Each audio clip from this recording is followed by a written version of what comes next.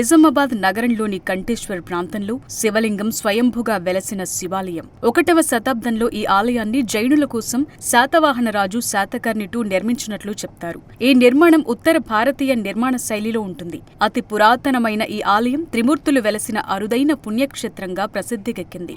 ఈ నిర్మాణం దేవాలయంగానే కాకుండా నాడు నిజాం వ్యతిరేక పోరాటంలో రజాకార్లపై తిరుగుబాటు చేసిన స్థానిక ఉద్యమకారులకు రహస్య స్థావరంగా నిలిచింది.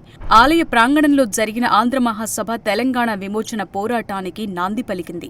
అంతేకాదు 2023లో ప్రారంభించిన తెలంగాణ రాష్ట్ర నూతన సచివాలయం నిర్మాణం కూడా ఈ ఆలయం కట్టడ కళా కౌశలం నుంచి స్ఫూర్తి పొందారు. ఈ ఆలయంలో ప్రతి ఏటా రథసప్తమిని ఘనంగా జరుపుతారు.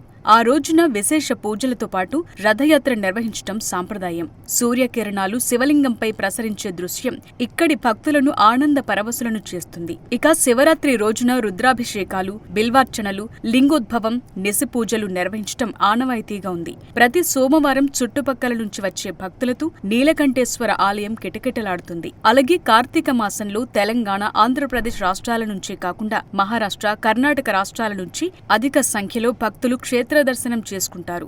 నిజామాబాద్ నుండి ఆర్మూర్ వెళ్లే ప్రధాన రహదారిలోని కంఠేశ్వర్ ప్రాంతంలో నీలకంఠేశ్వర ఆలయం నెలకొని ఉంది. సుమారు 3 ఎకరాల సువిశాల స్థలంలో కొలువుదీరిన ఈ ఆలయం 100 అడుగుల ముఖద్వారంతో ఇట్టి అందరినీ ఆకట్టుకుంటుంది.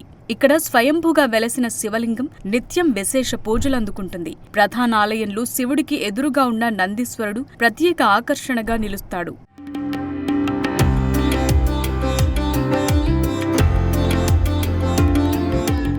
సృష్టి, స్థితి, లయకర్తలైన బ్రహ్మ, విష్ణు, మహేశ్వరుల స్వరూపాలు ఇక్కడ దర్శనమిస్తాయి. ఉత్తర దిక్కున కోనేరు, రథశాలలతో పాటు ఆలయ ప్రాంగణంలో వినాయకుడు, సుబ్రహ్మణ్య స్వామి, పార్వతీదేవి ఉపాలయాలున్నాయి.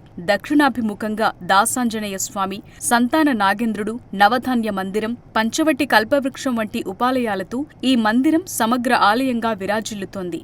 శాతవాహనరాజు 2వ పులకేశి జైనమతం స్వీకరించి తన రాజ్యంలో పలు చోట్ల జైన మందిరాలను నిర్మించాడు. ఈ క్రమంలోనే సుమారు 2000 సంవత్సరాల క్రితం నాడు ఇంద్రపురిగా పిలువబడ్డ ఈ ప్రాంతంలో ఈ ఆలయం నిర్మించాడు.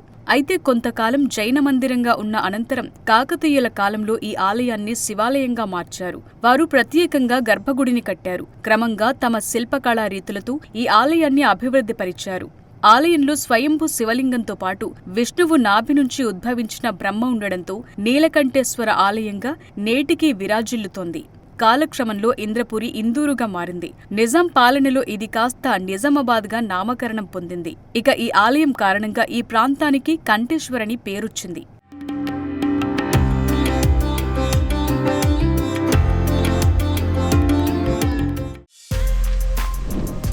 For more videos like this, subscribe Big TV channel.